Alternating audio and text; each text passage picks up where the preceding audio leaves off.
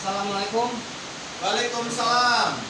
Selamat sore dan salam sejahtera kepada Ketua Umum DPP LSM Pakar Indonesia, Abangda Atanuddin Gantar Gultom, yang kini didampingi Wakil Sekretaris DPP LSM Pakar Indonesia, Abangda Jeffrey P. Nainggolan, di mana baik ketum dan wakil merupakan putra daerah asal Kabupaten Samosir.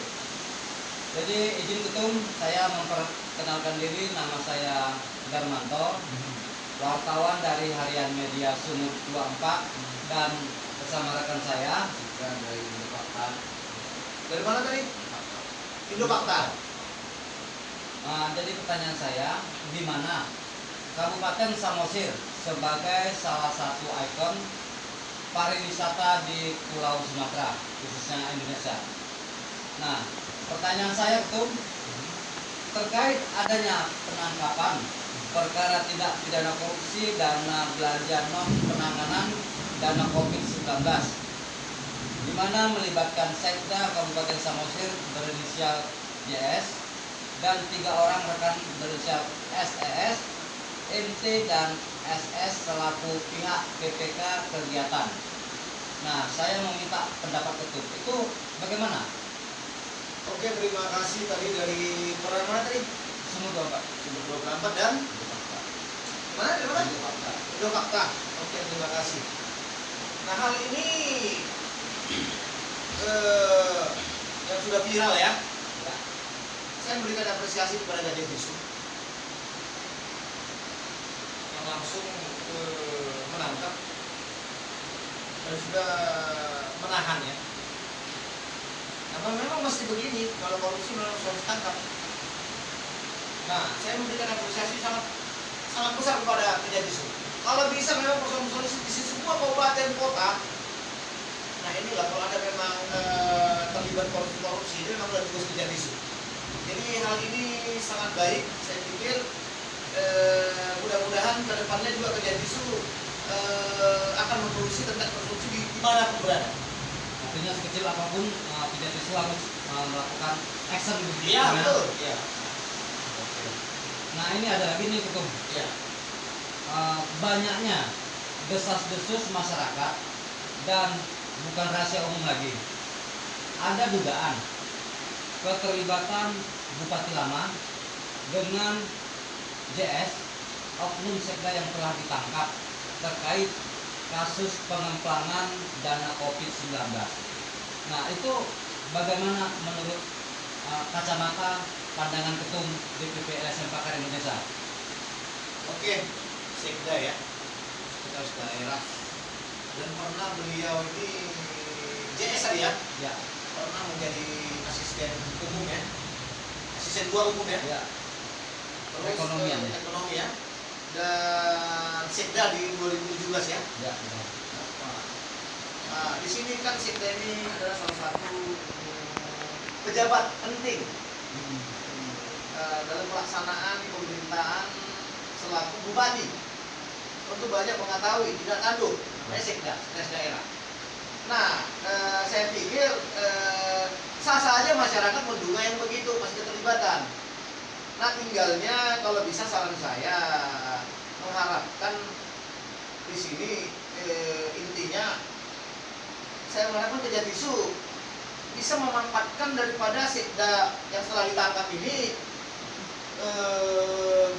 artinya memanfaatkan sekda tersebut untuk dipertanyakan keterlibatan bupati itu, seperti yang kata masyarakat diduga banyak terlibat. Artinya Kejadian itu harus melakukan pendalaman. Ya jelas pendalaman, pengembangan. Ya Siapa-siapa yang terlibat begitu ketum ya? siapa-siapa yang terlibat. Saya seperti dugaan masyarakat saya tadi yang menduga ada terlibatnya Bupati Lama itu sah-sah aja. Pasti itu bisa jadi itu. Nah, jadi ini ada poin pertanyaan yang paling utama dan penting. Ya. Bagaimana pendapat ketum tentang ramai desas-desus seperti yang sudah ketum jawab tadi? Iya. Ya kan? Terkait dengan adanya keterlibatan RS Bupati pada saat dia menjabat periode yang lalu. Ya hingga sampai saat ini keterlibatan dugaan di antara JS Sekda yang ditangkap kasus COVID-19 Iya. dan juga RS sebagai bupati yang menjabat Iya. bupati lama. Nah itu kan tidak tersentuh hukum. Iya. Bupati yang lama itu seperti apa? Oke. Tidak tersentuh hukum. Ini kan semua seperti saya katakan tadi ada manfaat dari tertangkapnya Sekda ya. Nah, memang jelas ini sebagai sekretaris daerah mengetahui tidak tahu bupati lama. Yang hendaknya dimanfaatkan kejati sulai untuk pengembangan saya bilang tadi. Ya kalau masyarakat sih sekarang kan sudah pintar tidak. Mereka mengatakan artinya keterlibatan bupati lama. Apalagi selama ini mungkin masyarakat tersebut sudah jenuh dengan tingkah laku pejabat lama yang pembangunan sendiri tidak beres. Ya mereka tuh pasti udah bilang pasti terlibat. Itu masyarakat kan? Ya kalau dari jelasnya kesimpulannya kesannya ya belum ada bukti ya kita bilang lah praduga kan gitu. Jadi banyaknya dasar-dasar keterlibatan itu seperti yang saya sampaikan tadi itu positif saja. Nah ini juga ada juga nih betul. Terkait RS sebagai bupati lama pada saat menjabat di Kabupaten Samosir. Nah itu kan juga masyarakat di Kabupaten Samosir itu ya seperti kurang respect terhadap pemerintahan yang lalu, di mana pelaksanaan pembangunan hingga sampai saat ini itu terkesan amburadul, hingga masyarakat tidak bisa lagi merasakan dan menikmati pembangunan tersebut. Nah, salah satu contoh seperti satu, adanya pembuatan kapal pariwisata di tahun 2015 yang tidak sesuai spek atau rancangan yang semestinya. Itu bagaimana tuh? Oke, seperti yang saya katakan juga tadi, ini kan masalah penilaian masyarakat di semua. Penilaian masyarakat sekarang kan udah pintar nih. Kekurangan pada pejabat itu kan yang hari-hari itu yang diketahui masyarakat kan tingkah lakunya dan perbuatan pembangunan yang mestinya dinikmati masyarakat. Kalau nggak ada ini masyarakat pasti bunyi, pasti ngomong. Seperti yang bilang ada kapal, pembangun kapal. Ya bisa saja kapal tersebut kapal apa, kapal pariwisata umpama yang dibangun tidak bisa dimanfaatkan atau kelihatan udah sia-sia. Kira-kira begitu. Nah ini bagaimana tuh dengan adanya dugaan itu seperti penenggelaman kapal milik Dinas Lingkungan Hidup di sekitaran Lopian yang mengakibatkan kerugian APBD Kabupaten Samosir, yang sejatinya kapal tersebut dapat dibenahi ataupun dibagusi atau dilakukan pelelangan. Itu bagaimana tuh? Nah di sini sangat disesalkan sebenarnya, kita juga menyesalkan, bukan lagi masyarakat, semua orang yang mengetahui ini. Nah kapal itu terjadi pembiaran. Ya. Pembuatan kapal itu kan mempunyai dana masyarakat. Nah justru kan kalau memang kapal tersebut tidak bermanfaat lagi kan bisa dibagusi atau dilelang, kan bisa menghasilkan penambahan pendapatan. Ya. Daripada dibuang aja seperti ada kesannya ditenggelamkan begitu. Ya. Tentu ya masyarakat keberatan dong, kan itu uang rakyat. Nah ini kan silau mata orang melihatnya siapapun. Sedangkan kita besi aja masih bisa dijual per kilo. Apalagi ini membutuhkan anggaran yang sangat besar pembuatan kapal tersebut. Iya. Dibuang begitu saja. Oke. Lalu ada juga nih Ketum, seperti dugaan pembangunan pasar Panguruan yang dikerjakan ya disebut-sebut orang terdekat RS Bupati lama pada saat menjabat, yang hingga sampai saat ini pembangunan tersebut penyelesaiannya tidak jelas, bahkan ya artinya sudah serah terima dalam pengerjaan tersebut, namun sampai saat ini tidak bisa difungsikan ataupun sama sekali nol ataupun nihil. Itu gimana Ketum melihatnya? Oke, terima kasih. Nah inilah yang bukan rahasia umum lagi ya. tingkah laku atau perbuatan Bupati lama yang saya dengar banyak dan keluhan masyarakat di Kabupaten Samosir, yang mana Kabupaten Samosir ini kan kota ikonnya pariwisata yang mesti dijaga, nah mesti dikembangkan karena mata dunia atau perhatian dunia akan ke situ. Nah, bila ada kekurangan pasti kelihatan, dan kita masyarakat namanya kota pariwisata pastikan, apalagi kita ini saya pribadi putra daerah ya, sangat menyesal karena hal ini mau pajak pasar, tetapi dari tahun yang sudah lama ya, tahun 2020 sampai sekarang belum serah terima. Ada apa yang belum serah terima dan tidak difungsikan. Nah, itu kan anggaran buat pasar sangat besar itu. Walaupun anggaran itu kan dari pemerintah pusat, mestinya ini kan kepala daerah setempat harus memperhatikan. Artinya setidaknya juga pajak pun dari masyarakat juga. Nah tentu kan ini kan langsung menghasilkan pendapatan, saya bilang. Ya. Nah tentu kan ini berguna. Nah justru masa sih ada 3 orang melaksanakan pembangunan pasar loh, di kota umum loh, teramat sangat berani. Nah saya minta nanti ini kejaksaan, Kejatisu atau KPK harus menelusuri ini. Jangan segampang itu, jelas ini sudah ada permainan ini. Oke, ini kita sedikit berbalik dari kasus-kasus dugaan korupsi seperti dana COVID-19, pembangunan, dan juga pariwisata. Kita kembali ke tentang pendidikan ini. Iya.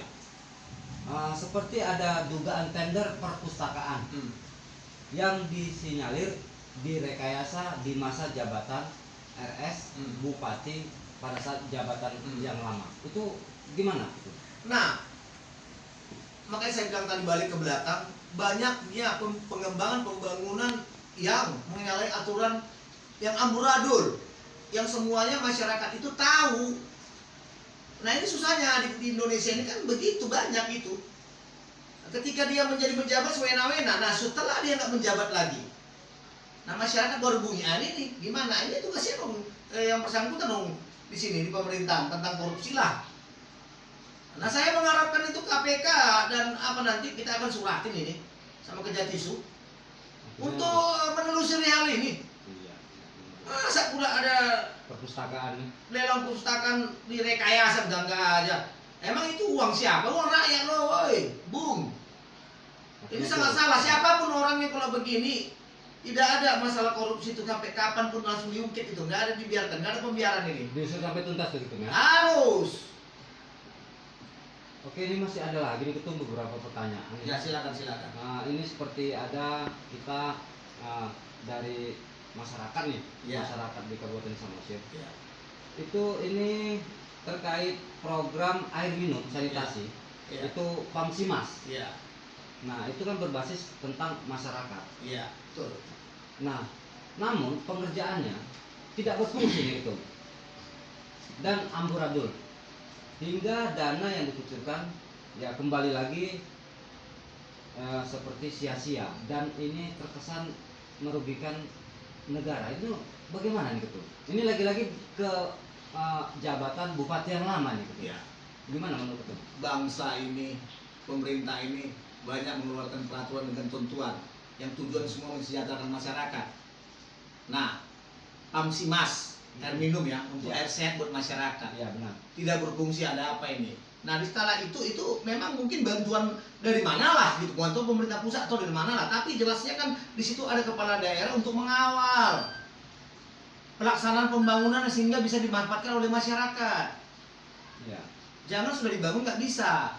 Sebab sih saya tahu Pamsimas ini program unggulan pemerintah ini. Kenapa? Banyak masyarakat di gunung itu kan nggak mungkin turun ke Danau Toba. Ya. Mereka butuh air minum loh di atas. Makanya pemerintah pusat ini mau mengeluarkan dana untuk apa? Biar masyarakat yang menjerit, butuh air minum biar sehat. Nah di sini tentu di kala itu siapa bupatinya harus diperhatikan dong. Nah ini kan pembiaran. Iya. Pembiaran yang membuat kerugian pada ya kita semua. Lagi-lagi ada pembiaran di sini. Iya, pembiaran. Jadi ini juga kan mestinya pemerintah itu nanti kita saya bilang tadi, kita akan menyuratin yang terkait di dalam bidang korupsi KPK atau Kejatisu lah, dan mengharapkan presiden juga akan mendukung hal ini. Nah itu harus tuntaskan dan harus ditelusuri. Apapun namanya, ini saya putra daerah loh, siapapun saya nggak takut memang mestinya ya harus ditegakkan, karena kampung saya itu, kalau saya salut kampung saya itu ikon Sebagai putra pariwisata, daerah gitu, putra ya. daerah ya, sebagai ikon pariwisata, bangga dong kita. Ya. Tapi ternyata justru dimanfaatkan orang-orang yang apa, yang untuk mencari keuntungan pribadi. Salah, siapapun itu, saya harap itu harus disikat pemerintah. Oke. Mungkin ini dari pertanyaan saya nih, itu mungkin yang terakhir ataupun ada nanti ada seperti pertemuan gimana. Kemudian ini seperti adanya perusahaan lodging. Nah, perusahaan lodging ini diduga disebut-sebut lagi di backup oleh RS. Ya, Ya, kembali lagi kepada bupati yang lama pada saat dia menjabat. ya, Nah, sehingga terjadi pembiaran kan begitu nih. ya. Pembiaran dalam artian aktivitas ataupun jalur jalan, Efeknya efeknya itu sarana dan prasarana jadi rusak. infrastruktur tuh sangat fatal. Ya. Artinya sangat fatal tuh ya merugikan masyarakat, rusak, hancur, lebur, sehingga sia-sia. sia-sia tuh. Bangunan sarana prasarana tersebut. Sudah diaspal, tapi lodging ini ya perusahaan lodging ini kita Masih belum tahu nih beraktivitas. artinya tuh mereka apakah legal atau tidak, kita tidak tahu. Nah, hanya saja kan mereka melintas Oke, rusak. oke. Itu gimana tuh? Nah, di dalam peraturan-peraturan itu kan diatur oleh pemerintah, baik itu pusat atau daerah. Nah, tentu di daerah itu kan ada ketentuan larangan-larangan yang melanggar peraturan. Mestinya ini kan sigap lah pemerintah daerah ya tentang aktivitas banyaknya perusahaan-perusahaan, apalagi lodging, ya pengangkatan barang-barang yang tidak sesuai kapasitasnya untuk dilalui jalan yang bagaimana. Ya. Ini semua ada aturannya semua. Nah, tentu ada hal-hal yang nggak bisa, yang ada ketentuan yang sudah melanggar. Ini kan tugas daripada pemerintah setempat menyingkapi hal ini. Apalagi itu kan dana sarana prasarana, katakanlah jalan raya itu kan dibangun oleh uang rakyat, oleh pemerintah kan. Nah, justru kan kalau memang kapasitas pengangkatan lodging itu sangat berat, kan rusak tuh jalan. Ya. Enak-enak aja itu. Terus ini kan kalau memang sudah ada rusak dan dilihat masyarakat dan yang apalagi masyarakat kita sudah mengeluh hasil, mungkin kan takut anaknya lagi main-main tabrak. Nah, ini kan mestinya ambil sikap dari pemerintah setempat. Nah, dikatakan pembiaran seperti Anda bilang tadi ya sah-sah aja. Kenapa? Mungkin dia tidak melarang, tidak melaporkan ke Polresta Kabupaten Samosir. Nah, kesannya memang ya praduga jelas ada pembekapan lah, ada setoran-setoran tertentu. Kira-kira begitu. Jadi kita intinya bupati itu peran penting di dalam ruang lingkup kepemimpinan di satu kabupaten daerah. Demikian. Oke. Ya, mungkin itu dari pertanyaan-pertanyaan yang dari awal hingga sampai saat ini mungkin hanya sebatas itu dulu. Mungkin nanti pada saat nanti kalau memang ada perkembangan yang lain, saya akan kembali lagi untuk melakukan konfirmasi kepada Siap. Ketua Umum DPP Sepakat, Abangga Atan Gantar Gutom dan juga Bang Jepri. Ya, semoga LSM Pakar ke depan ini tetap sukses. Terima kasih. Ya kan, dan juga membangun suatu sinergitas antar pemerintah terhadap masyarakat dan juga adanya lembaga swadaya masyarakat ya saat ini yang dipimpin oleh Abang Atan Gantar Gutom. Sekali lagi terima kasih, selamat sore, ya salam sejahtera buat kita semua, sehat selalu. Pakar! Jaya! Pakar! Jaya! Pakar! Jaya! Rakyat! Merdeka!